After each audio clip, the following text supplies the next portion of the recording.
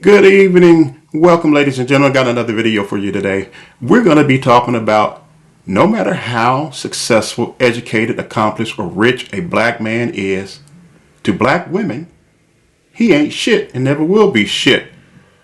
That's really cold, hard, and blunt and straightforward. But is it true? Is this the truth concerning the prevailing attitude of most, not all, but most black women toward black men? No matter how educated, no matter how successful, no matter how accomplished, or no matter how many accolades that he has, he ain't shit and never will be shit. That's how some black women feel, if not quite a few. Let's get busy. Let's talk. Hit the like and subscribe button if you would like to see more videos. Hey, we're going to get busy with this program today, so sit back and relax.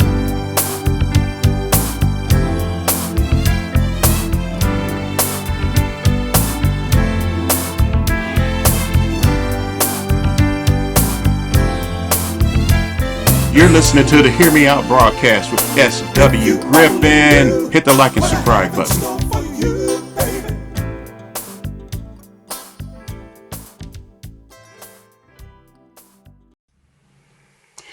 Welcome, ladies and gentlemen. Look, the question is, and I said it at the top of the broadcast when we first started out, is it no matter how successful, how educated, how accomplished, or how many accolades, or how rich a black man is to black women, he ain't shit and never will be shit? Is this true? This is a question that should be answered because I've been been alive for quite a while on this planet. Not as long as many, but enough years to see it. And I am asking this question, and we're going to put an answer to it. At least I'm going to give you my answer toward the end of this broadcast of what I think about this situation. No matter how successful, educated, accomplished, or rich a black man is to black women, he ain't shit and never will be shit. I've heard him say it. I recently watched a podcast.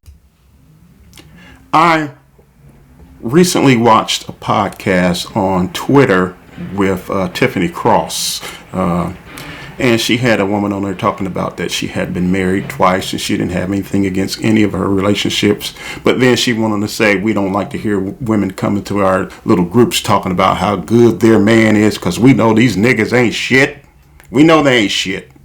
So how can you have that type of dichotomy where you had two relationships and both of them were with good men, but they didn't work out with you? But now you're saying you don't want to hear a woman talking about her man being a good man because we know these niggas ain't shit. I heard that with my own voice and I commented about it, got about 10,000 responses concerning it.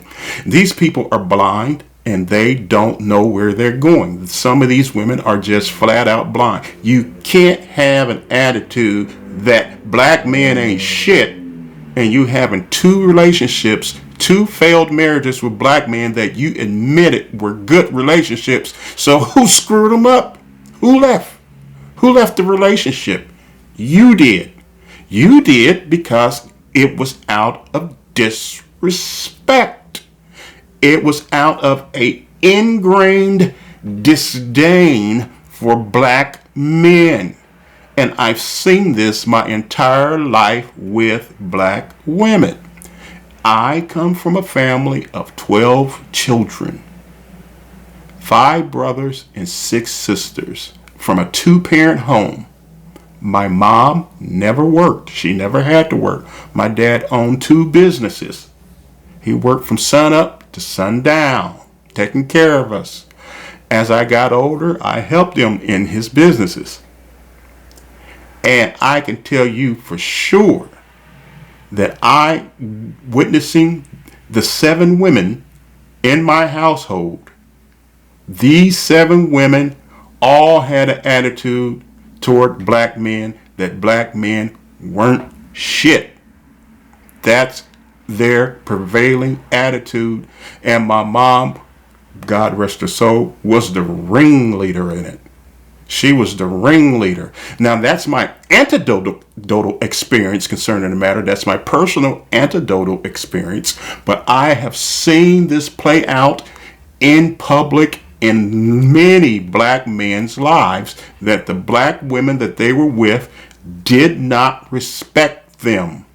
They saw them as only a means to provide money and a place to live and a roof over their head. But other than that, to these women, they weren't shit. How does that come about? It is a cultural thing. In the black community, we have elevated black mothers to a status of almost godhood, and this is ungodly. It's out of place. It is a misplaced virtue on womanhood that is out of order in the spectrum or the realm of in the order of which God set things up in this universe concerning himself, concerning man, and concerning the woman. You can look at Genesis and you can see that God created man first, and the Bible specifically speaks that God created man to have fellowship with himself, and he created the woman for the man. The woman was created for the man to be his helpmeet. Adam had a vocation. God gave him a vocation after he created Adam, and he placed him in the garden and told him to tend to the garden. And every animal that God brought to Adam, whatever Adam called that animal, that was his name. So Adam had a job. He had a vocation before he ever had a companion.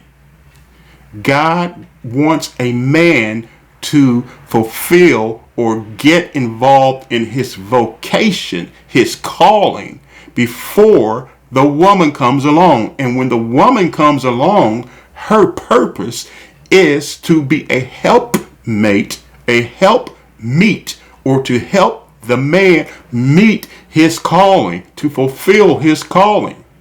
To fulfill his calling. I was watching some of the Super Bowl after post-game shows, and they were interviewing one of the running backs for the Philadelphia Eagles,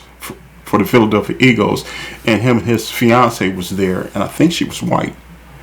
And they were asking him about achieving what he had achieved after being traded from the New York Giants over to the Philadelphia Eagles.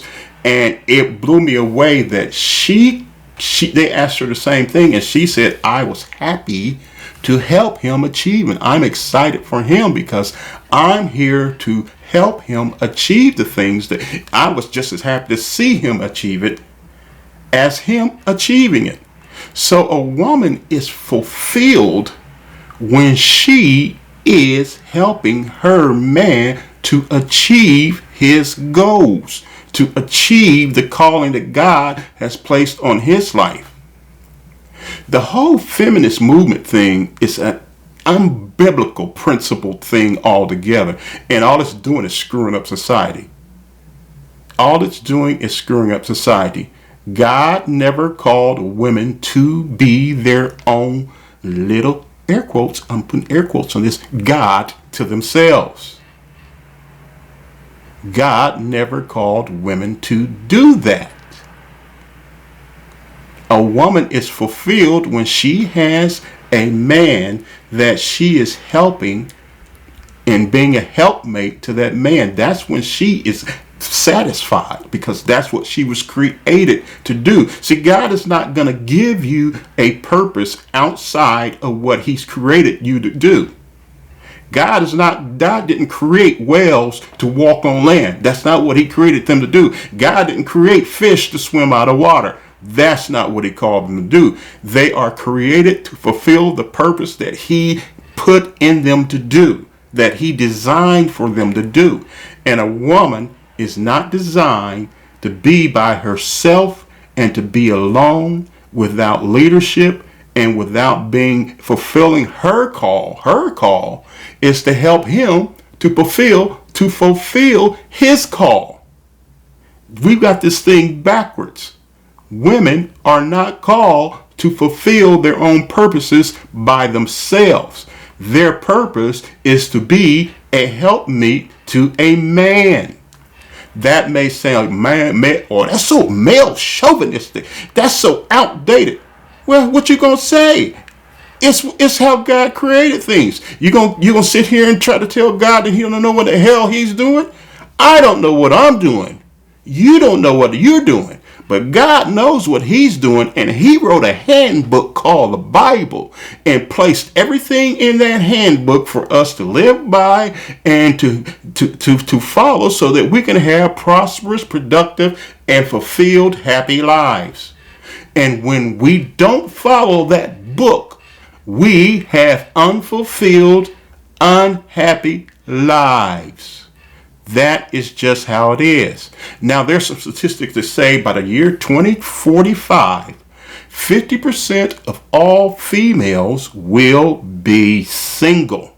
In fact, they said that major banks are investing in wineries, and cat food. This may be a joke, but there's some little truth to it. Why? Because they know that the average female by the year 2045 is going to be single at home in their apartment, or if they can afford a house, in a house with a cat or a dog and a bottle of wine at night.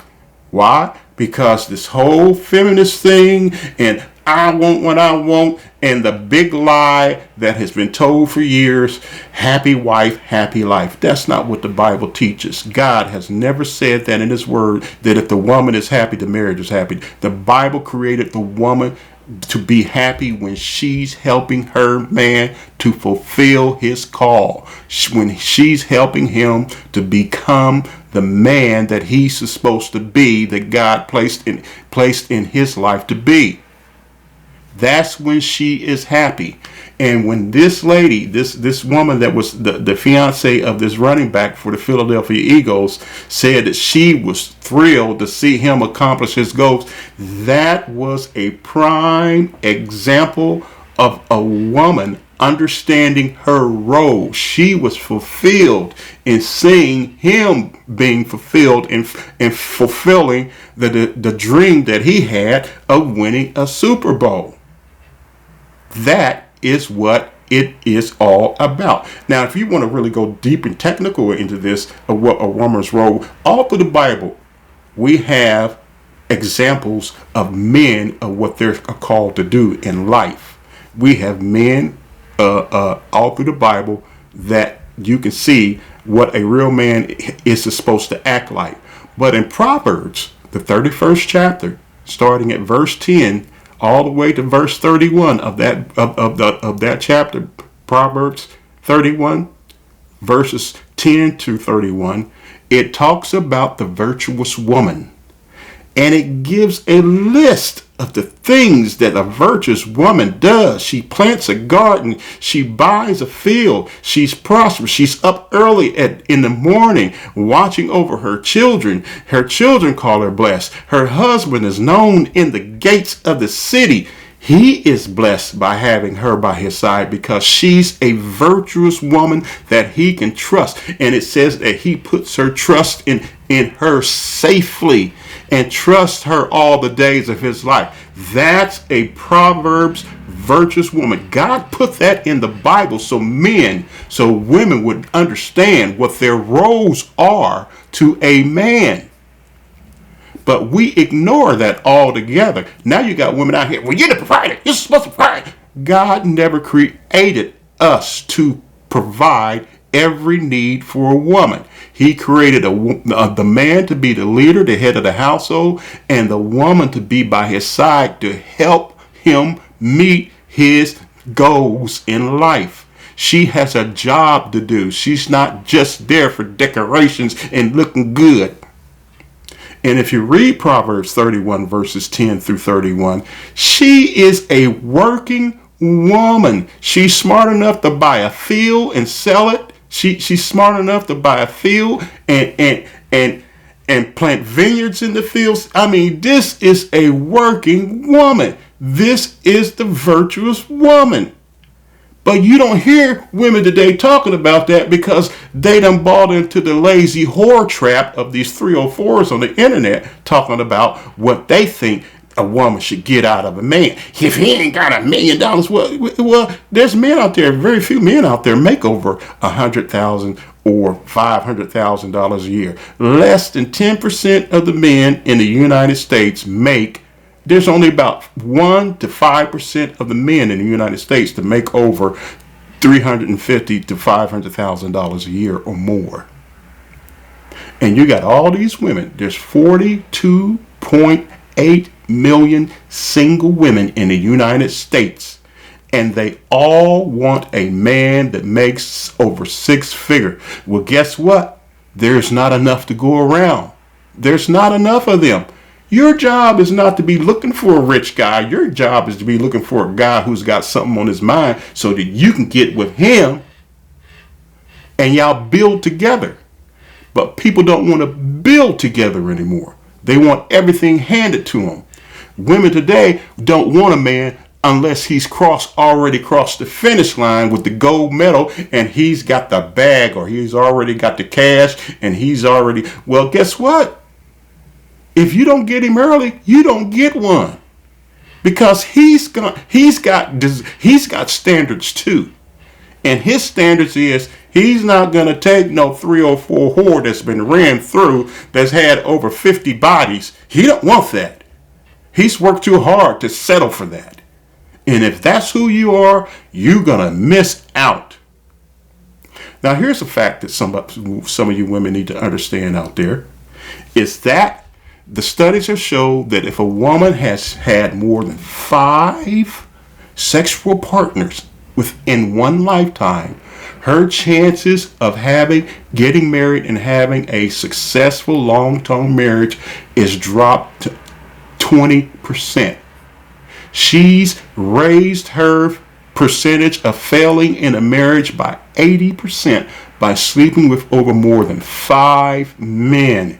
And this is the reason that God put oxytocin in a woman, so that when a woman has sex with a man, that oxytocin is released so that she can bond with that man. With one man. With one man. Women are not built like men. We're not the same, okay? We are not equal. Contrary to what you want to believe, men and women are not equal. I was doing some research concerning actor Sidney Poitier, who died, and actor Harry Belafonte, who also died, and actress Eartha Kitt. Now, Sidney Poitier is a groundbreaking black actor who actually moved the needle forward for a lot of black actors in Hollywood. He was a patriarch in the movie industry as far as black men are concerned, along with Harry Belafonte. And they both at one time had dated Eartha Kitt, who she was a beautiful black woman in her day. She was very talented, a singer and an actor. And Sidney Poitier and Harry Belafonte, both had dated Eartha Kitt at one time. Now, Sidney Poitier told her, this is rumors, that he couldn't marry her as a black woman. She couldn't do anything for him because she was a black woman. And he felt that she would not be able to help him further his career because of who she was. Now, this is interesting, but what I deduct with deductive reasoning from this understanding of this statement is that Sidney Poitier had his run-in with black women, and there has always been this disrespect and disdain for black men of who they are and their dreams and their goals. And Sidney saw that even though Eartha Kitt was talented herself and she was a beautiful black woman, that if he married her, he would not be able to accomplish the things that he had set out at his heart to accomplish because of who she was.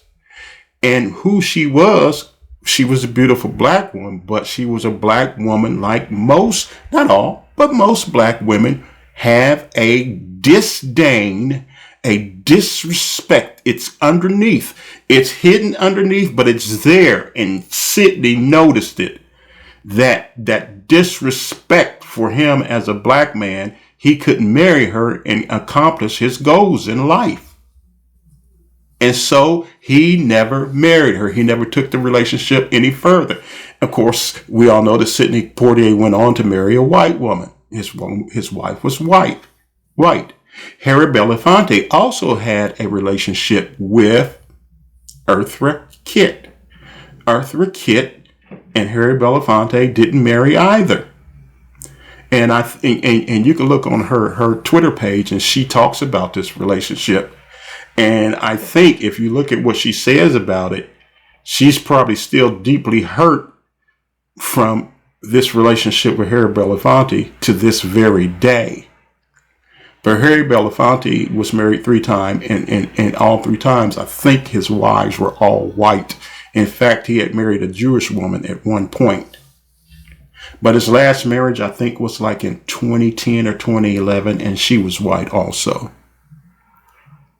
So there is a history, and this is something that Sidney Poitier and Harry Belafonte understood concerning black women, that this beautiful black woman, Eartha Kitt. If you don't know who Eartha Kitt is, if you've seen the movie Boomerang with Eddie Murphy, she's Madame Eloise that had the cosmetic line that he had to have, he had to sleep with to get the account. The older black woman that he had to sleep with to get the account. That's Eartha Kitt. Eartha Kitt also played Catwoman in the Batman series in the 60s, late 60s, early 70s Batman series with Adam West. She played Catwoman. She was the black Catwoman in that series. So she has a historic career. She was a beautiful woman. And she dated 2 of the most prominent black men, patriarchal black men in the film industry and music industry. Harry Belafonte sang also.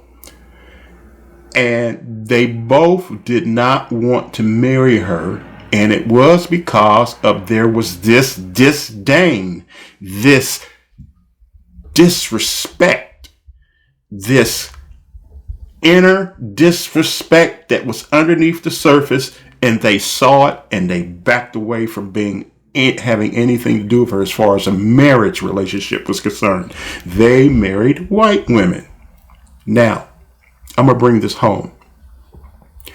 You got a lot of these black athletes playing pro ball, pro basketball, that are coming out of college signing these multi-million-dollar deals to play sports, okay?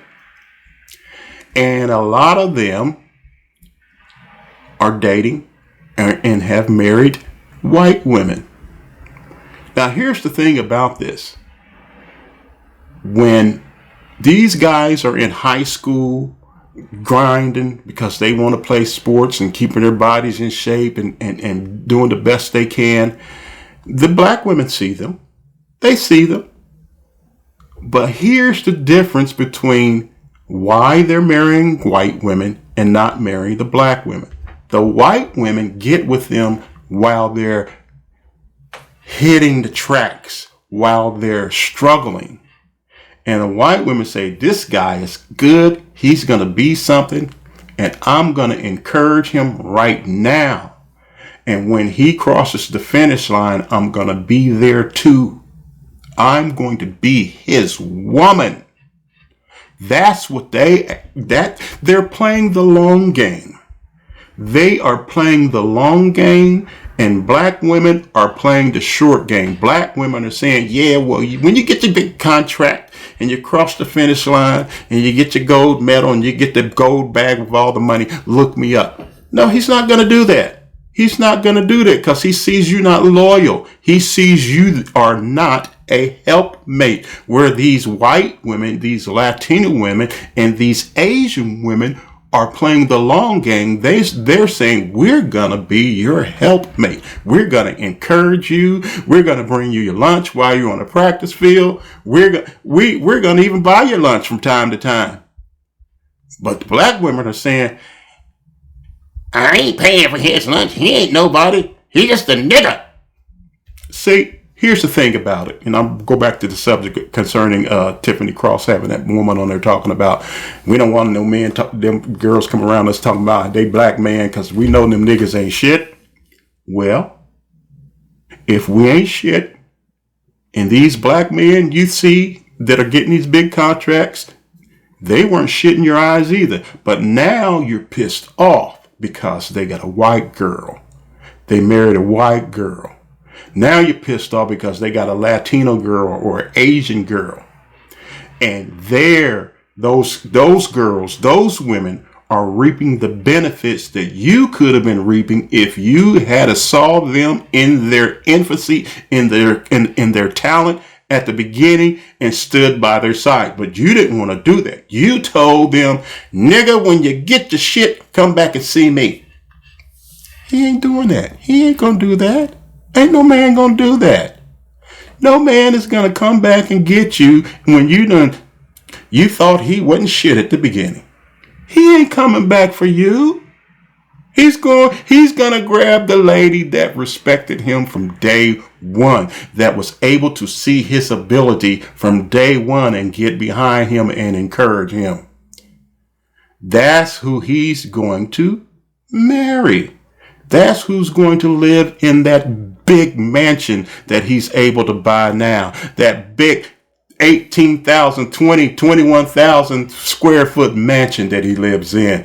That's the woman that's going to be driving his Rolls Royces and Bentleys and Bugattis and Lamborghinis. She's going to be riding around and all that. You're not getting it. And you're going to be sitting back saying, well, that nigga ain't shit. Well, if he ain't shit, don't worry about who he marries. You shouldn't be worried about who he marries if he ain't shit to you. Let me say this. You have Serena Williams, Vanessa Williams, Zoe Saldana, Alfred Woodard, and Mariah Carey, and other black women. And what do they all have in common? All these women have in common that they were married to white men or are still married to white men at the present time. You have not had any black men complain about that. But when a black man marries a white woman, you black women are complaining. You're complaining. What the hell are you complaining for? We don't complain when you marry white men. We don't say nothing. See, you're not going to run a double standard on men and tell men who they can marry or who they can't marry, especially a black man. You're not going to tell us that because we don't give a crap what you think. You can marry a white guy if you can get one. If you can get a white guy, go ahead, marry him. We don't care. See, I'm personally not prejudiced. I don't care who you marry. I don't care if your husband is white. As long as he wants you and you want him, that's all that matters. But for some reason, you black women out there think that y'all got a right to tell us black men who we can marry and who we can't. Hell no, you can't. We ain't trying to tell you who you can marry and who you can't. So, I mentioned these famous black women, and there are more that I didn't mention because I could have looked up a whole lot more, but I didn't mention them. They're married to white men. Now, if any black woman is listening right now, ask me right now, do I care that these famous rich black women are married to white men? Ask me. I'm listening. Ask me if I care. I'm listening. Have you asked me yet? Okay, here's my answer. I don't give a shit. You can marry whoever you want to. But those black men out there can marry whoever they want to too. You ain't got no right to us. No one man belongs to one race of women just because they're the same ethnicity. God created us all, and he created us all with choices. If that's your choice to marry somebody white, that's your choice. I'm not into all this racial purity bullshit because it's not biblical. It is not a biblical thing at all. God did not make it a biblical rite of passage that you should marry someone of your own ethnicity. Look, my dad taught me one thing. He was a preacher. He was the most godly man I ever met in my life. And he said, son, don't you ever choose your mate or your friends based on the color of their skin. That has nothing to do with Jesus Christ. It has no place in a believer's heart who truly believes in Jesus Christ. There is no racism in Jesus Christ. There's only one race of people, and that's the human race. But within the human race, there's different ethnicities of people, like Italian, black people, French people, Irish people, Oriental people, and different Oriental sects of different people. There's different sects of African people.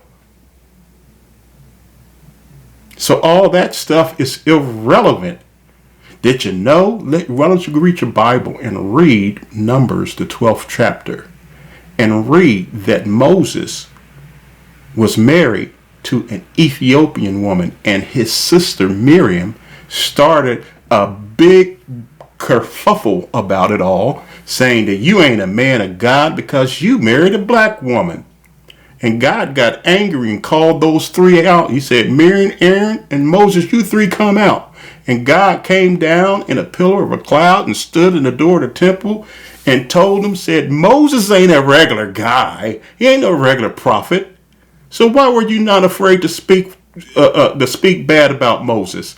He's not a regular prophet. With other prophets, I speak to them in dreams and dark speeches. But Moses, I speak to him face to face, and a similitude of the Lord he will behold. So why were you not afraid to speak against Moses? And the glory of the Lord departed off the temple, and Miriam, who started it, a woman who started this racist BS, he turned her leprous white. She was white as snow. She had leprosy. And for 7 days, she had to stay outside the camp. And Moses pleaded, said, Lord, don't let her keep her leprosy. Heal her right now, Lord. And the Lord was speaking. Moses, if her father had a spat in her face, would she not have been unclean for 7 days and had to stay out of the camp? Let her stay out the camp for 7 days until I heal her, and then you can let her back in. But God says she's going to learn her lesson that you don't do that. You don't bring no racial issues into this. Especially when I called you Moses and I didn't have a problem with you marrying a black woman. Okay, I made my point. Now my point also is this. If you think that black men ain't shit, don't you get upset when that black man marries a white woman or marries an Oriental woman or marries a Latino woman. Because if you think he ain't shit, it shouldn't matter to you. It should not matter to you whatsoever. And you're not going to control who he marries. You can't shame us. You can't blame us. You can't point the finger at us and make us feel bad about our choices, because we're free to make the choices just like you're free to make the choices. And black little ladies out there, if you want to marry a white man and you can find a white man to marry you, my guess, go at it. Have at it. Do it. And see if we care. We won't answer you one way or another, because it doesn't matter. It don't matter to most black men that got common sense. Now, I'm going to tell you a little story of how I came to this conclusion with my own life and viewing other black people's lives. It doesn't matter. As I started this video, it doesn't matter. Does it really matter? It doesn't matter whether a black man is rich, famous, how educated he is, how many accolades he is, and how smart he is. To some black women, he ain't shit and never will be shit. Now, I said earlier that I came from a family of 12. I got 5 brothers and 6 sisters. Had both my parents in the home until I was 13 years old. My mom never worked. Never worked a day in her life. My dad owned 2 businesses, and as I got older as a kid, I wouldn't help him out in his business after school and during the summer months, working for my dad. Now, I'm a 13-year-old kid, okay? 13 years old, many, many years ago. Come home from school, sit down to eat a snack, watch some TV with my mom, and out of nowhere, she starts in on my dad. My dad's at work. She starts in, "Your dad is stupid because he got big hands. And men with big hands are stupid, and your dad ain't gonna never amount to nothing." Now, this is a woman who did not have to work, was at home all day long, never had to work a day in her life when she was married to my dad. Yes, she had his 12 kids, but she was a stay-at-home mom. My dad never asked her to work one day. She never had to make 1 penny red cent on her own to pay a bill. And most of the people that the neighborhood, I lived in a middle-class black neighborhood. Most of the parents in our neighborhoods, both parents worked. They both worked jobs. 2 of my best friends that lived across the street from me, both of their parents worked. Both worked. All the parents on the block worked. Both parents worked. My mom stayed at home. And she starts in on my dad, saying my dad is stupid because he has big pants. And I thought to myself, wait a minute now. I'm a kid now. I said, Julius Irving, he has big hands. That man got some big hands. Yeah, but he's a big man. He's a tall man. Your dad ain't that tall. Your dad ain't that tall. And he got those big old hands. He's stupid. And I thought to myself, damn, this is crazy. This is crazy. Where's this coming from? Well, it was that underlying disdain and disrespect. Disdain and disrespect. After my mom said that to me, a year later, she was in divorce court, divorcing my dad. But why did she start out with me? Because she was laying the groundwork. She was laying the groundwork to get out of it, letting people know that she wasn't satisfied and she was going to get out of that relationship. Well, basically, let me make a long story short. My mom, rest her soul, God bless her. I don't hate her or anything, but I'm telling you this story for a reason. When a woman is only concerned about her own happiness, she'll destroy her own home, her own future to get her way. She'll destroy it. I've seen it firsthand. I've seen it firsthand. The disdain. All my sisters, all of them are disrespectful to black men. I got one that's just ferociously disrespectful to black men. So I've seen it in my own personal anecdotal experience, and I've seen it in other people's lives too. Also in the watching other black men and famous black men, how black women dealt with them. It is what it is. So I can tell you, here's my answer. Is it true that no matter how rich, how wealthy, how famous, how smart, how educated, how many accolades a black man has, that to black women, he ain't shit? It's 100% true. I've seen it with my own eyes. I don't care how rich a black man gets, how famous he gets, how educated he is, how many accolades he has. To most black women, he ain't shit and never will be shit. That's just how it is. Now, I'm going to say this about the whole rumors about Barack Obama. being in a relationship with Jennifer Aniston. I don't believe any of that stuff until I have some proof, and no one has had any proof. In fact, most of your big famous snoop detectives on the internet, they can't find any evidence of it. So if you got any of these so-called people on the internet talking about they got proof, they're lying. They don't have any proof. But if it was true, let's say it was true that Barack Obama was having an affair with Jennifer Aniston, I guarantee if it was true, mostly 90% of all the black women out there would be coming out, I knew that nigga wasn't shit. I knew he wasn't shit. Just because he became president, that don't mean that he's still a nigga and he ain't shit. Y'all know I'm telling the truth. Y'all know it. Y'all know I'm telling the truth.